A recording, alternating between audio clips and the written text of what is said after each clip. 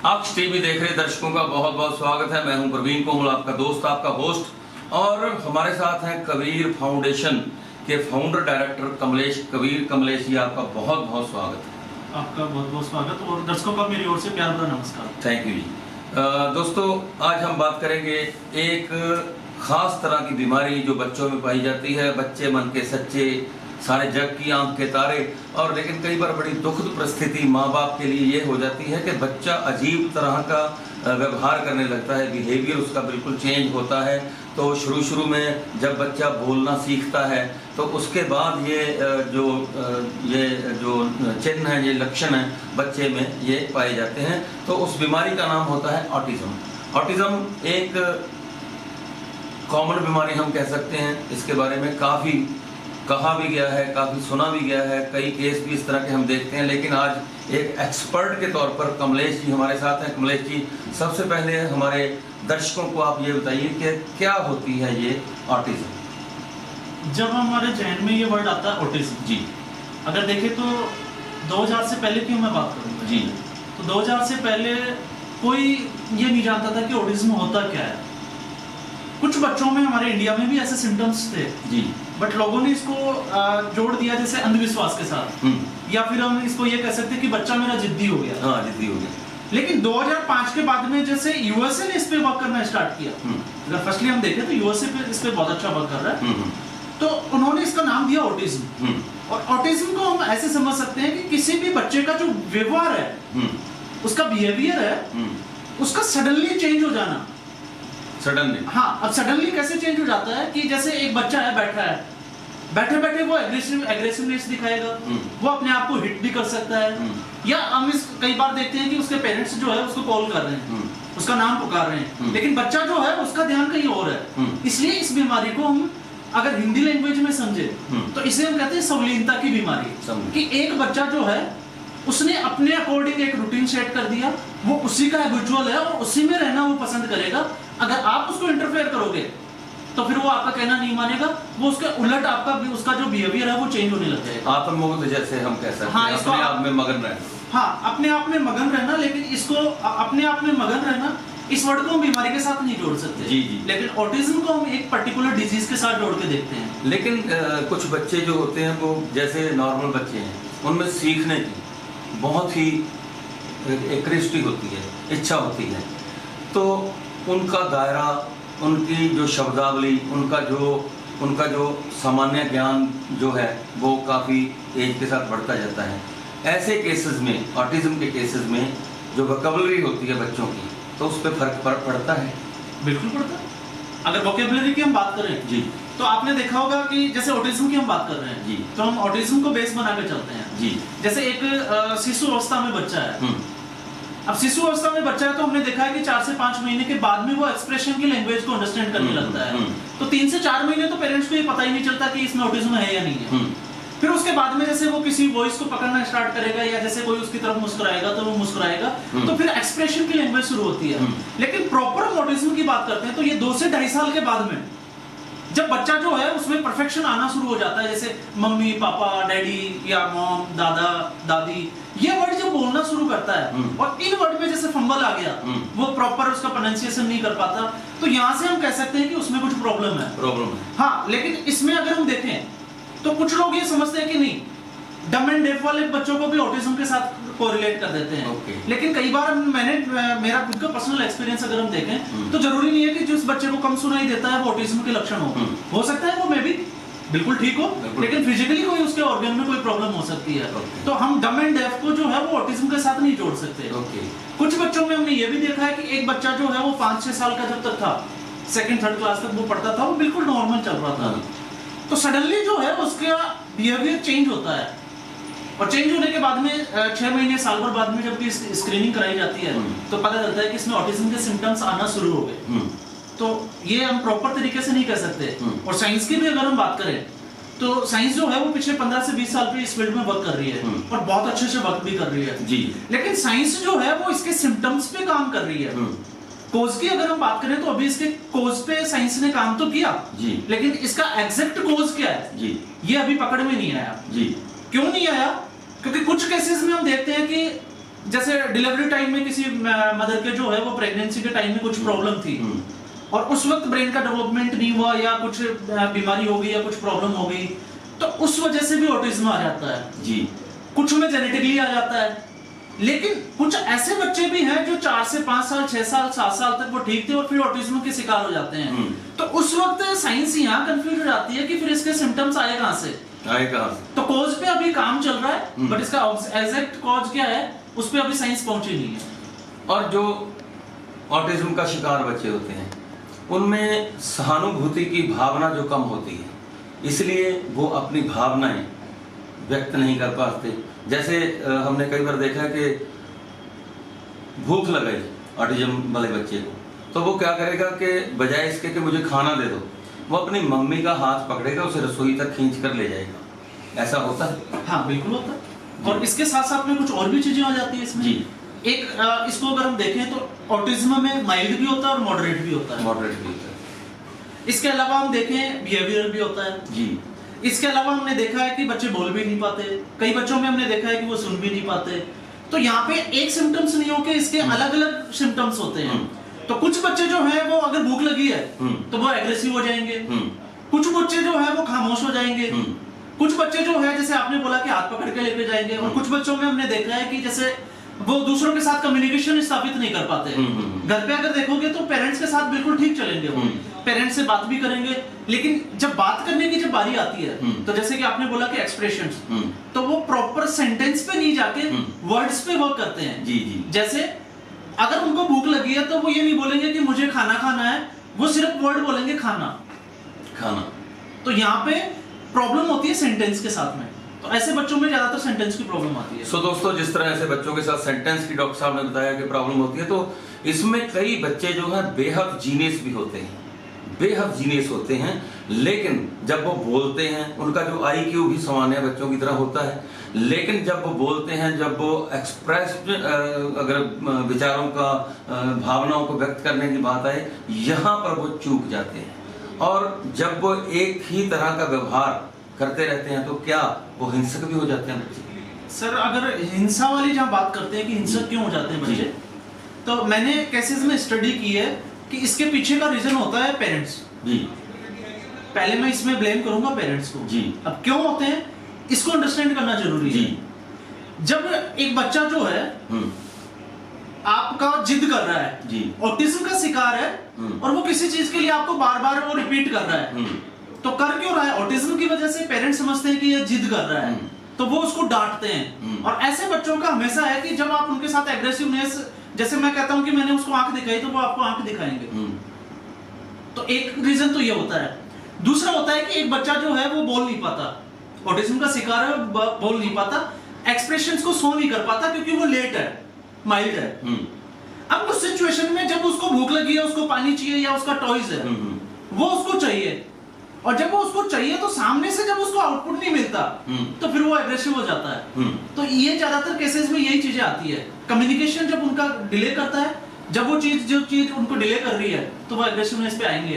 अच्छा, कुछ बच्चे ऐसे होते हैं जो बार बार जो उनके खिलौने होते हैं, जैसे उनके खेलने खिलौने हो गए या रिमोट हो गया, उसको पटकते रहते हैं। कुछ बच्चे अपने ही बनाए हुए शब्द जो इजाद किए होते हैं उनको बार बार बोलते रहते हैं। कई बार वो अपनी परछाई से भी खेलते रहते हैं। ऐसे बच्चे ऑटिज्म के जो शिकार होते हैं वो अपने आप को एक लिमिट में बांध लेते हैं, दायरे में। हाँ, दायरे में बांध, अपना ही दायरा उनका। हाँ, जैसे नॉर्मल बच्चे की हम बात करेंगे तो अगर आप उसको बोलेंगे कि चलो ये आपका फ्रेंड है, चाहे वो उसके मामा जी का लड़का है या उसका कजन ब्रदर है, तो आप उसको बोलोगे कि थोड़ी देर के लिए आप टॉयज उसको दे दीजिए जी, तो वो उसको टॉयज दे भी देगा जी, वो उसके साथ खेलेगा, कॉम्प्रोमाइज कर भी जाएगा। लेकिन ऑटिज्म के जो बच्चे हैं उन्होंने अपनी दुनिया बना के रखी होती है जी, एक लिमिटेशन में। उसके खिलौने हो गए, उसका पर्टिकुलर जैसे कुछ बुक्स हो गई, अगर बुक्स है, या उसका जैसे कोई भी चीज ले सकते हैं हम, जैसे हमने बात की रिमोट, तो वो उसके लिए दुनिया का वो काम करती है, वही दुनिया होती है उसके लिए। और जब उसके साथ कोई इंटरफेयर करता है तो फिर वो एग्रेसिवनेस आ जाती है, उसको या तो वो ब्रेक कर देंगे या उसको हिट करेंगे कि मेरी चीज तूने क्यों हाथ लगाया। जी बिल्कुल।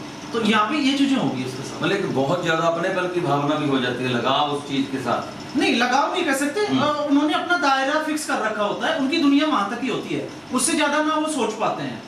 अगर उनको उसमें कोई इंटरफेयर करेगा तो इंटरफेयर करेगा तो एग्रेसिवनेस आएगी, हाँ। बिहेवियरल चेंज होगा वहां पे। जी। और जैसे ही एग्रेसिवनेस आएगी, एग्रेसिवनेस में भी हमने देखा है अगर वो सामने वाला इससे डरता है, जैसे मदर ने उसको डांटा या फादर ने उसको आंख दिखाई, या कई बार हमने देखा कि ऐसी सिचुएशन में पेरेंट्स जो है वो बच्चे को पीट भी देते हैं, और जब बच्चे पे चांटा लगा दिया या पीट दिया, डांट दिया जोर से उसको, या तेज आवाज में बोल दिया, तो उस सिचुएशन में बच्चा जो है वो सामने वाले को हिट करने के बजाय जो है वो खुद को ही या तो कान पे, या इसको हम कह सकते हैं कि इसके नीचे की साइड जो है वो हिट करना स्टार्ट कर देते हैं। तो ये फिर उसके बिहेवियर में चेंजेस आना शुरू हो जाते हैं। और इसका एग्जैक्ट कारण तो मतलब भी रिसर्च का सब्जेक्ट है। देखो एग्जैक्ट कारण में जैसे अभी हमने बात की कि साइंस वर्क कर रही है पर एग्जैक्ट कोज का पता नहीं, और जब एग्जैक्ट कोज में कई बार होता है कि न्यूरॉन्स में कुछ गड़बड़ हो जाती है, क्योंकि हमारा ब्रेन जो है उसकी यूनिट होती है न्यूरॉन्स, और न्यूरॉन्स ही एक ऐसा होता है जो इंफॉर्मेशन को ट्रैवलिंग पाथ देता है या किसी भी इंफॉर्मेशन को स्टोर करता है। तो जब ब्रेन की यूनिट जो है अगर वो उसकी प्रॉपर तरीके से काम नहीं कर रही तो प्रॉब्लम है। जेनेटिकली हो सकता है, या फिर इसको हम कह सकते हैं कि जैसे अभी हम देखते हैं एक नई चीजें चलन में आ गई कि लेट शादी करना, लेट बच्चे पैदा करना, तो कहीं ना कहीं जो है वहां से डीएनए कमजोर हो सकता है, कुछ भी हम कह सकते हैं। तो वहां पे भी वो चीजों में हमने देखा है कि लेट शादी करने से भी कई बार बच्चों में ये प्रॉब्लम्स आती है। और जैसा आपने बताया कि न्यूरो के साथ भी तकरीबन इसकी समस्या का संबंध हो सकता है, तो ऐसे बच्चों को ट्रीट करने के लिए क्या कुछ न्यूरो से संबंधित मेडिसिन भी दी जाती है? देखो जहाँ बिहेवियर की बात करते हैं जी, दो वर्ड होते हैं, एक साइकोलॉजिस्ट एक साइकेट्रिस्ट। जी। तो साइकोलॉजिस्ट का काम है प्रॉपर काउंसलिंग करना, और साइकेट्रिस्ट का काम है मेडिसिन देना। अब आप मुझे एक चीज बताइए कि आपको गुस्सा आ रहा है या आपके दिमाग में कोई थॉट आ रहा है, लाइक लिटरली हम ले लेते हैं जैसे स्ट्रेस या डिप्रेशन बन रहा है, क्या मेडिसिन से आप उस थॉट को रोक सकते हो? तो पॉसिबल नहीं है। ये तो भावना है। हाँ, भावनाओं पे, तो भावनाओं को आप सिर्फ भावनाओं के साथ ही उसको बाहर निकाल सकते हाँ, भावनाओं को बढ़ाया जा सकता है। जैसे बीपी गुस्से के साथ संबंध रखता है, तो बढ़ाना तो बीपी बढ़ा दो, गुस्सा बढ़ जाएगा।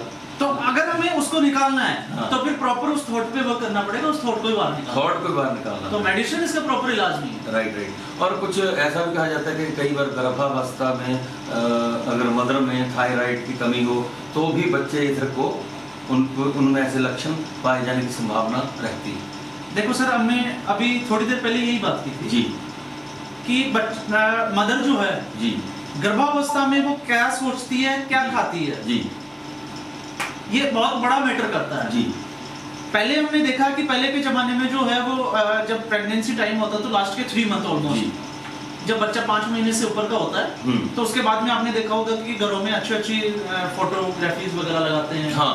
मदर को अच्छी बुक्स पढ़ने के लिए देते हैं, म्यूजिक देते हैं। अच्छा। हाँ, क्योंकि बच्चा जब अंदर जिसको बोलते हैं कि गर्भावस्था में है, तो उसका विकास जो है वो उसकी मदर के विकास के साथ जुड़ा हुआ होता है।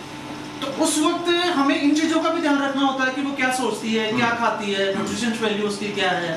अब आजकल हमने देखा है कि सोसाइटी चेंज हो रही है, स्मोकिंग करना, ड्रिंक करना, या फिर जैसे सोशल मीडिया पे आप क्या देखते हो, सोर्स ऑफ इंफॉर्मेशन आपका क्या है, स्ट्रेस का तो जाने और अनजाने में उस अब लोगों को ये लगेगा कि उसका इससे क्या रिलेशन है। तो आप ये देखिए कि हम सोशल मीडिया पे जाते हैं, कोई भी इंफॉर्मेशन है वो या तो नेगेटिव है या तो पॉजिटिव है, तो जब वो इंफॉर्मेशन हम देखते हैं तो उसके साथ हमारी भावनाएं कैसे जुड़ी हुई है। अगर पॉजिटिव है तो पॉजिटिव वे में जाएगी, तो आप अपने बच्चे को भी क्या कर रहे हो, पॉजिटिविटी आप उसको सिंचित कर रहे हो। और अगर नेगेटिविटी आ रही है, जैसे एग्रेसिवनेस आ गई, कुछ वल्गर हमने देखा, तो जाहिर सी बात है वो सिम्टम्स तो जाने ही जाने हैं।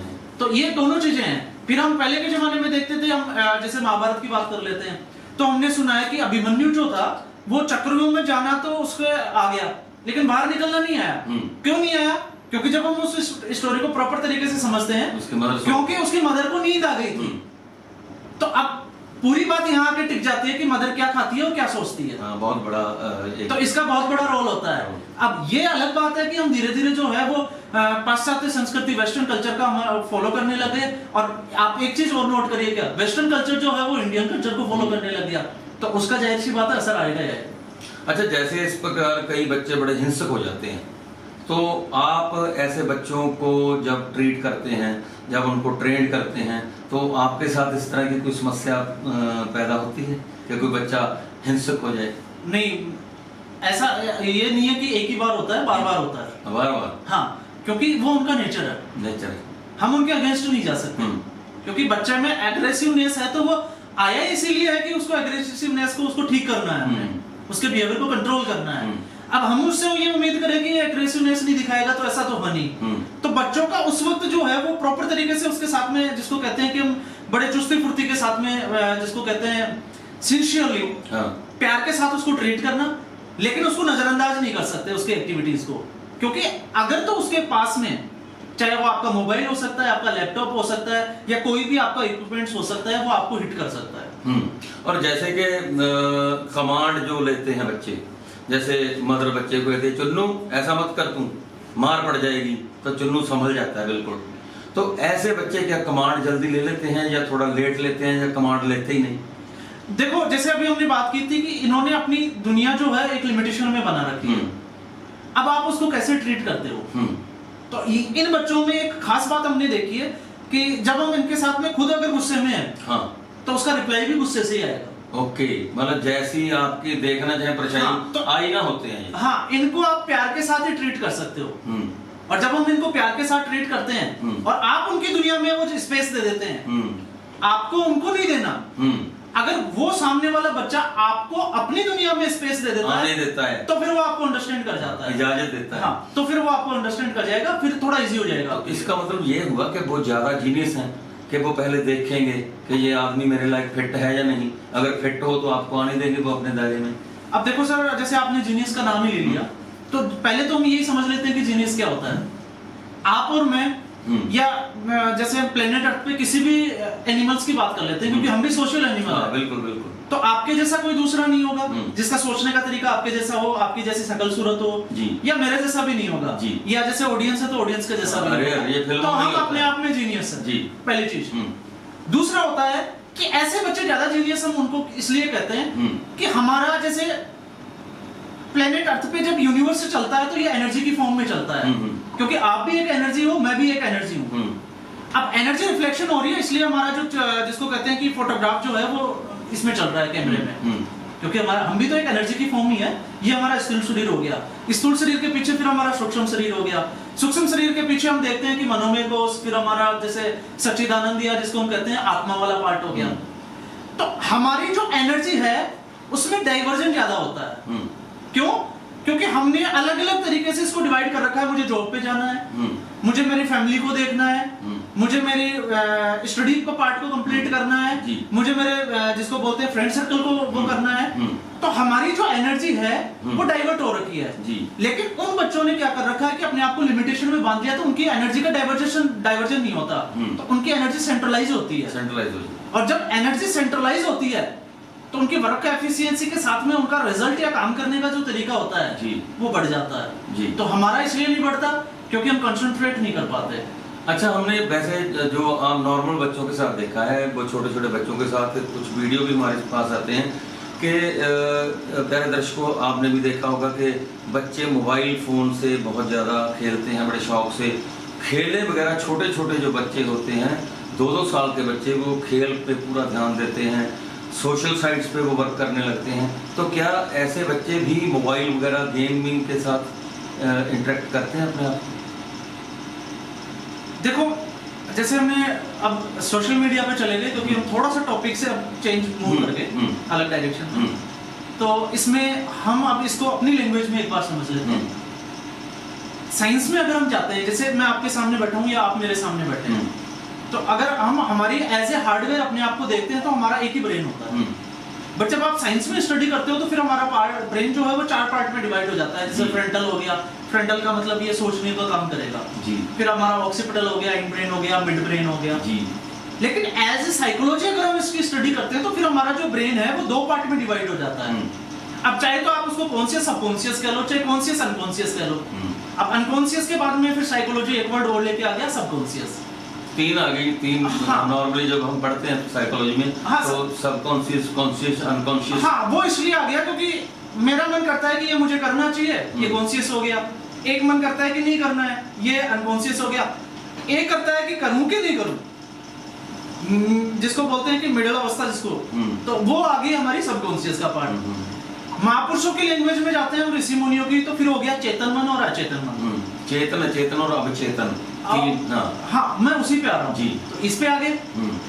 अब हमें पता ही नहीं है, हम सुनते जी। हैं, आपने गुरुबानी सुनी, आपने ग्रंथ पढ़े, लेकिन हमने उसको इम्प्लीमेंट कितना किया लाइफ में, ये इंपॉर्टेंट हो जाता है। ये इंपॉर्टेंट हो जाता तो अगर साइंस की बात करें तो साइंस फिर इसको लेफ्ट ब्रेन और राइट ब्रेन, जी। जैसे मैं आपके सामने बैठा हूं तो मेरे दो पार्ट हो गए, एक लेफ्ट पार्ट एक राइट पार्ट। है।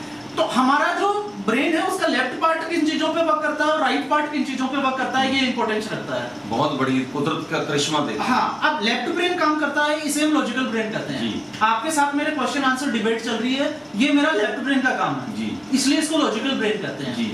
दूसरा इसका पार्ट होता है एनालिटिकल ब्रेन कहते हैं, क्योंकि ये एनालिसिस करता है, साथ साथ सामने वाला बंदा कैसा है, ये बुक्स अच्छी है कि नहीं है, ये स्टोरी में क्या था, इसका कंक्लूजन क्या है, ये ग्रंथ कैसा होगा, इसका क्या इंप्लीमेंटेशन है, अगला सवाल क्या हाँ, होना चाहिए। तो ये सारी चीजों पे वर्क करेगा हमारा लेफ्ट ब्रेन। लेफ्ट। लेकिन अगर मेजर पार्ट पे जाते हैं, चाहे बच्चा स्टडी कर रहा है तो भी लेफ्ट ब्रेन इन्वॉल्व होगा। तो इसका मेजर पार्ट होता है प्लानिंग करना, क्योंकि इसमें बायोलॉजिकल क्लॉक होती है। ओके।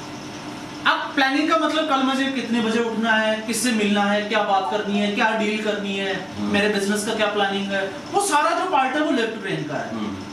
इसके अब मैं अगेंस्ट जाता हूँ, राइट ब्रेन पे जाता हूँ। राइट ब्रेन है हमारा इमेजिनरी पार्ट, जिसको हम सिंपल लैंग्वेज में समझे तो आईक्यू का नाम ही राइट ब्रेन है। आईक्यू का नाम। इसके अलावा ये वर्क करता है जैसे इमोशंस, इमोशनल ब्रेन कहते हैं इसको, फीलिंग्स, भावनाओं को कंट्रोल। हाँ। फिर इसके अलावा इसके हम ले सकते हैं जैसे कलर, म्यूजिक, तो ये इन चीजों पे वर्क करता है। अब ये तो हो गई हमारी वर्किंग की, फंक्शनिंग की बात। जी। अब हम आ जाते हैं पावर्स पे। तो जब हम इनकी पावर्स की स्टडी करते हैं तो हमारा लेफ्ट ब्रेन जो है वो हमारे ब्रेन की 10% पावर को होल्ड करता है, जी। और राइट ब्रेन जो है वो 90% पावर को होल्ड करता है। जी। तो पावरफुल ब्रेन कौन सा हुआ? जी। राइट ब्रेन, जिसको हम सबकॉन्शियस माइंड की भाषा में जी। समझते हैं। जी। तो वो हमारा ज्यादा पावरफुल हो गया। इसकी वर्किंग क्या हुई? इमेजिनेशन करना। इसकी वर्किंग क्या हुई? इमोशंस को समझना, इमोशन को समझना, फील करना, कलर को पहचानना, गाने सुनना, क्योंकि गानों में इसको वेव्स बनती है। या इसको हम ये भी कह सकते हैं, तरंगों को पहचानता है। हाँ, इसको हम ये भी समझ सकते हैं कि लेफ्ट ब्रेन जो वर्क करता है वो पास्ट के अनुभवों से आपको फ्यूचर के बारे में बताएगा। लेकिन हमारा जो राइट ब्रेन है, सबकॉन्शियस माइंड है, अभी उसको क्या अच्छा लग रहा है प्रेजेंट टाइम में, ये वहां वर्क करेगा। अब आप देखिए, एक बच्चे को हम बुक देते हैं तो पढ़ाई करने का काम किसका है? लेफ्ट ब्रेन का। तो वो 5 मिनट 10 मिनट पढ़ाई कर रहा है, लेकिन राइट ब्रेन को उसने कोई काम दिया ही नहीं, तो खाली दिमाग शैतान का कर। और ये तो पावरफुल है। आपके घर में आपने पहलवान पाल लिया, आपका बच्चा पहलवान है, आपने उसको बहुत अच्छी डाइट दे रखी है और उससे आप उम्मीद करो कि वो शैतानी ना करे, तो पॉसिबल नहीं है। पॉसिबल नहीं है। एक भूखा बच्चा बैठा है जो रेस्टलर नहीं है, उससे आप उम्मीद कर सकते हो कि वो शांत रहे, तो राइट ब्रेन शांत नहीं रहता। तो यही वजह होती है कि बच्चे पढ़ाई में भी कंसंट्रेट नहीं कर पाते, क्योंकि राइट ब्रेन इमेजिनेशन का अपना एक फोल्डर खोल लेता है। और ये जो बच्चे होते हैं तो इनमें भी इस तरह की एक पोजीशन हो जाती है कि इधर कुछ और प्रतिबिंब बन गया, इधर कुछ और बन गया। ये सब में होती है। अब आप देखो, जैसे आपने बात की सोशल मीडिया की, यूट्यूब की, आप जितने भी गेम देख लो, आप मूवी देख लो, कोई सीरियल देख लो, वो किसको मैं ज्यादा नहीं करता, एडवर्टाइजमेंट की बात करता हूँ जी। एक बच्चे ने चॉकलेट खाई और दिमाग में ब्लास्ट हो गया, हाँ। लड़की को देखा, गाना बजना शुरू हो गया। रियली में थोड़ी होता है, नहीं होता, इसका वास्तविकता से कोई संबंध नहीं है। लेकिन उनको विद इन 20 सेकंड्स या 15 सेकंड्स में उस बच्चे को उस चॉकलेट का नाम याद कराना है, तो उसमें कंटेंट्स डाले जाते हैं राइट ब्रेन को ध्यान में रखते हुए। तो ऑब्वियसली अगर यूट्यूब वगैरह सोशल मीडिया को वो देखेगा तो उसमें कंटेंट से वही है जो राइट ब्रेन को खींचते हैं, तो वो बच्चा वहां जाके देखेगा ही देखेगा। अब या तो हम राइट ब्रेन को समझ लें, इसको कंट्रोल करना सीख लें, तो फिर हम इसको जैसा चाहे अपनी मर्जी से काम करा सकते हैं। और अगर हमने इसको समझा नहीं और अगर फिर हम उम्मीद करें कि हम जैसा चाहे वैसा होगा, तो वो नहीं होगा। फिर आपका राइट ब्रेन जैसा चाहेगा वो वैसा ही होगा। एक इसको मैं बहुत अच्छे से एग्जांपल से समझाता हूं। एक बच्चे को अगर हम कोई चीज के लिए समझाते हैं या वो कुछ भी करता है तो उसके समझ में नहीं आता, लेकिन आपने देखा कि इंस्पिरेशनल कोई भी इंस्पायर्ड स्टोरी है, कोई मूवी चल रही है जी, चाहे वो IAS IPS की है या किसी बहुत अच्छे पर्सन की है जी, उस मूवी को बच्चा देखता है, तो उस मूवी को जब बच्चा देखता है तो राइट ब्रेन वहां इन्वॉल्व हो जाता है जी। और राइट ब्रेन जब इन्वॉल्व हो जाता है तो 90% आपको रिजल्ट देगा। उस बच्चे के दिमाग में हो जाता है कि मुझे IPS बनना है, उसका विजन क्लियर कर दिया उसने, मुझे क्या बनना है आईपीएस बनना है। अब 10% वाला पार्ट जो है मेंडल का, अगर आपने देखा होगा कि उसका जो मटर पे जो था कि प्रभावी जो चीजें हैं वो प्रभावी होती है, ये ऑरा सेट कर लेता है। और उस सिचुएशन में उसका दिमाग सेट हो गया आईपीएस बनना है, वो घर आके प्लानिंग करता है। प्लानिंग लेफ्ट ब्रेन का पार्ट है। उसने प्लानिंग की कि मुझे कल अर्ली इन द मॉर्निंग 4 बजे उठना है, बायोलॉजिकल क्लॉक को मैसेज दिया जी। अब कुछ लोगों को बायोलॉजिकल क्लॉक में भी कंफ्यूजन है। मैं पिछले 8-10 साल से काम कर रहा हूँ और 2016 में जब मैं लोगों से बात करता था तो लोग इसको एक्सेप्ट नहीं करते थे कि बायोलॉजिकल क्लॉक जैसी भी कोई चीज होती होगी। लेकिन इसको एग्जैक्ट समझे, आपने पुराने लोगों को देखा होगा कि घड़ी नहीं होते हुए भी वो एग्जैक्ट टाइम बताते थे। ये बायोलॉजिकल क्लॉक का काम होता है। आप मुर्गा ले लीजिए, आप डोंकी को ले लीजिए, वो राइट टाइम पे वो काम करते हैं, ये बायोलॉजिकल क्लॉक का काम होता है। और 2016 में साइंस का जो नोबेल प्राइज था वो यूएसए के 3 साइंटिस्ट को मिला है, वो बायोलॉजिकल क्लॉक के ऊपर ही मिला। क्लॉक के ऊपर। अब उस सिचुएशन में देखो कि जब हम कॉन्शियसनेस दिखाते हैं कि मुझे, आपने सोचा कि मुझे कल चंडीगढ़ जाना है, सुबह 5 बजे मेरी मीटिंग है, आप अलार्म मत लगाओ, लेकिन फिर भी आपका ब्रेन जो है वो ठीक 5 बजे आपको जगा देगा। हाँ, हम कई बार देखते हैं, हम कमांड देते हैं कि सुबह ये उठ जाना है, उठ जाते हैं। ये बायोलॉजिकल क्लॉक का काम होता है। अब बच्चे ने सोचा कि मुझे कल से मेरी लाइफ को चेंज करना है, बायोलॉजिकल क्लॉक को मैसेज दिया कि सुबह मुझे अर्ली इन द मॉर्निंग 4 बजे उठना है। और उसी वक्त उसके पेरेंट्स बोलते हैं, अच्छा बेटा क्या चल रहा है लाइफ में, या आप क्या करने वाले हो, जब अमूमन जो नॉर्मली फैमिलीज में क्वेश्चन होते हैं। और बच्चा बोलता है बस 2 महीने और देखो, फिर देखो मैं क्या करता हूँ। पेरेंट्स को तो पता है कि बच्चा क्या करने वाला है, क्योंकि वो 10 साल से करता है। हाँ। लेकिन वो उसको थोड़ा अवॉइड करते हैं कि हो सकता है मे बी आई थिंक कुछ लगाओ इसको लगाओ। और उस सिचुएशन में बच्चा जो है वो मोबाइल को स्विच ऑफ मोड पे डाल देता है। वरना बच्चों को हमने देखा है कि रात को वो लेट नाइट 1 बजे तक 2 बजे तक जो है सोशल मीडिया पे वो चैटिंग वगैरह करते रहते हैं। उस दिन वो चेंज करते हैं, वो जाके रूम में सो जाते हैं। सोने के बाद में हमने देखा है कि सुबह जब अलार्म बजने वाला होता है उससे 2 या 3 सेकंड पहले आंख खुल जाती है। ये बायोलॉजिकल क्लॉक ने, मैं यहाँ पे कहूंगा कि लेफ्ट ब्रेन ने अपना काम कर दिया। उसके बाद में राइट ब्रेन से सिर्फ आपने सपना देखा, उसको आपने ग्राउंड लेवल पे वर्क नहीं किया। अच्छा, सपने राइट ब्रेन देखता है, इमेजिनेशन का पार्ट हो गया ना। तो आपने उसको ग्राउंड पे वर्क नहीं किया और उसको प्रेजेंट टाइम में क्या अच्छा लगता है ये वहां वर्क करता है। तो आपने देखा जैसे अलार्म बंद करते हैं उससे 4 से 5 सेकंड इससे ज्यादा टाइम नहीं लेता और ये बोलता है बाहर बहुत ज्यादा ठंड है, कंबल अभी गर्म है। दैट मींस इसको सोना अच्छा लग रहा है उसको। फिर लेफ्ट ब्रेन बोलता है नहीं हमने उठना ही चाहिए, क्योंकि हमने 5 साल खराब कर दिए, हमने 10 साल खराब कर दिए। तो राइट ब्रेन बोलता है बेटा 5 साल में कुछ नहीं कर पाया तो फिर आज क्या कर लेगा। अब आप ये देखो कि अगर आप अकेले बिस्तर में सो रहे हो तो फिर लड़ किससे रहे हो? तो लड़ कौन रहा है? अपने आप। आपका लेफ्ट ब्रेन हो राइट। और पावरफुल कौन है? Right brain. तो राइट ब्रेन को अच्छे से पता है कि लेफ्ट ब्रेन को बात जो है वो लॉजिक से समझ में आएगी। हाँ। और वो लॉजिक थ्रो करता है। और लॉजिक क्या होता है? बस 5 मिनट और। बच्चे बोलते हैं ना बस मम्मा 5 मिनट और मैं उठ रहा हूँ। हाँ। और बच्चों की बात नहीं करते, हम बड़ों के साथ में भी ऐसे होता है। आप ऑडियंस में बहुत सारे लोग मुझे देख रहे होंगे, उनको लगता होगा कि जैसे मुझे शराब छोड़नी है, सिगरेट छोड़नी है, तो सिगरेट छोड़नी है ये लॉजिकली हमने देखा। तो राइट ब्रेन क्या मैसेज देगा? क्योंकि उसको हो सकता है मे बी आई थिंक वहां मजा आता होगा।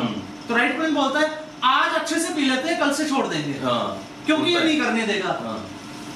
वो करने जाओगे तो भी यही होगा। तो ये अच्छी आदतों को भी कल, आप जिसको कहते हैं कि किसी फ्रेंड ने बोला कि कल से हमें 5 किलोमीटर की वॉक करनी है, तो राइट ब्रेन बोलता है कल अच्छे से सो लेते हैं, परसों से करना है, आज अच्छे से नींद ले लेते हैं। और अगर किसी लत को छोड़ना है तो भी ये उलट कर देता है। ये काम कौन करता है? Right brain.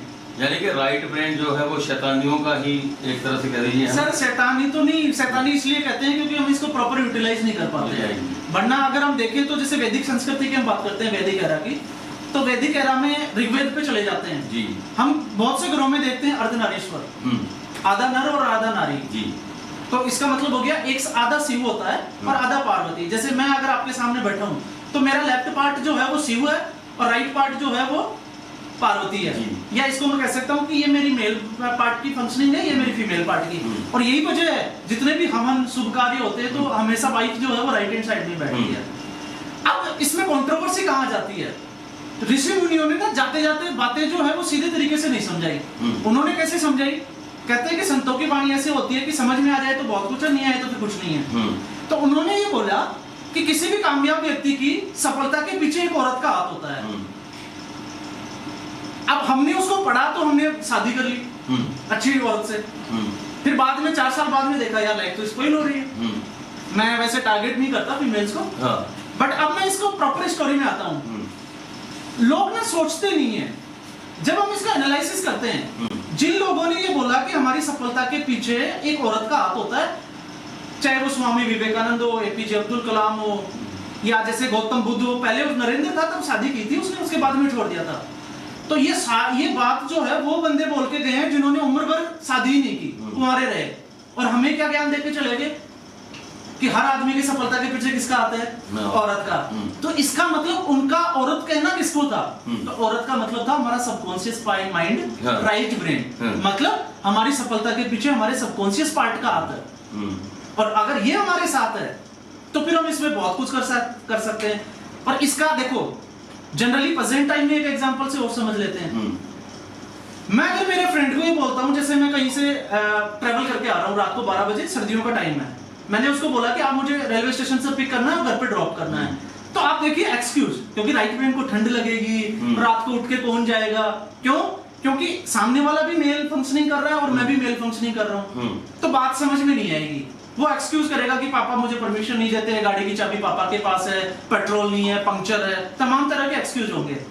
लेकिन आप देखो किसी के साथ वो फीलिंग्स और इमोशंस के साथ अटैचमेंट है उसका, चाहे वो उसकी वाइफ हो सकती है, उसकी गर्लफ्रेंड हो सकती है।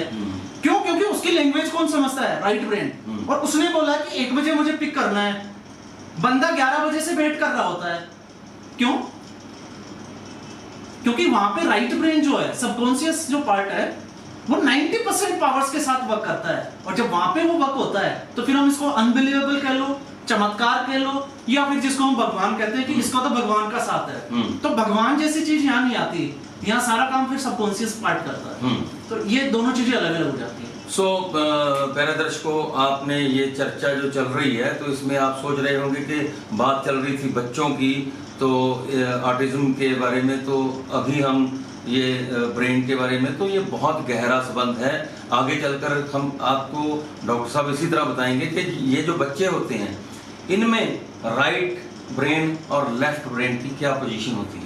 देखो सर, इसमें लेफ्ट ब्रेन और राइट ब्रेन की एक, अगर जैसे माइल्ड है ऑटिज्म वाले बच्चों, हाँ ऑटिज्म वाले बच्चों की बात कर रहे हैं, अगर बच्चा माइल्ड है जी, तो फिर उसका ब्रेन जो है वो लेट रिस्पॉन्ड करता है जी, तो वहां पे तो फिर प्रॉब्लम्स है जी। बट बच्चा अगर उसका ब्रेन ठीक है या फिर उसमें और कोई बिहेवियरल प्रॉब्लम है या कुछ भी है जी, तो हम अगर उसके साथ फीलिंग्स या वाइब्रेशंस के साथ वर्क करते हैं जी, क्योंकि हमारे जो वर्ड है, वर्ड के बाद में हमारे थॉट, हम उसके लिए क्या सोचते हैं जी, तो हमारा जो कम्युनिकेशन है फिर वो वाइब्रेशन से होता है जी।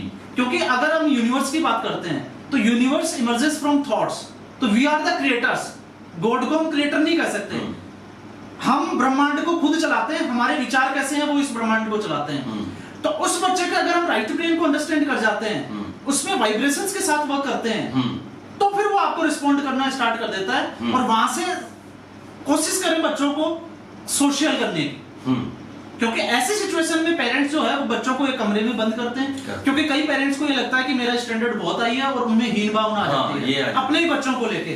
तो वो ऐसा कभी नहीं करे, बच्चे को सोशल रखें, अपने फ्रेंड से मिलाएं, उसके साथ प्यार से उसको ट्रीट करें, प्यार से उसके अंडरस्टैंडिंग के पार्ट पे काम करें। ठीक है लेट रिस्पॉन्ड करेगा लेकिन एटलीस्ट वो आपको रिस्पॉन्ड करना स्टार्ट कर देगा जी।